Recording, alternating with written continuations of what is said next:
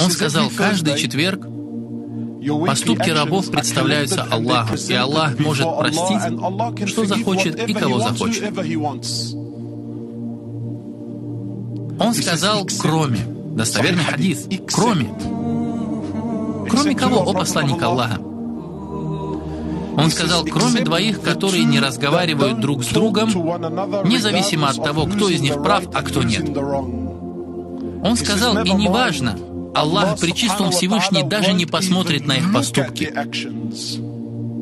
до тех пор, пока они не уладят то, что между ними. До тех пор, пока они не помирятся друг с другом. Ты можешь поехать в свой хадж, можешь сделать это хоть 100 раз, ахи, и сделать умру между каждой сотней. И можешь читать Коран день и ночь. Все твои поступки, до тех пор, пока твой брат будет расстроен тобой, и не будет мира между вами, все, что бы ты ни делал, будет равняться большому жирному нулю перед Аллахом.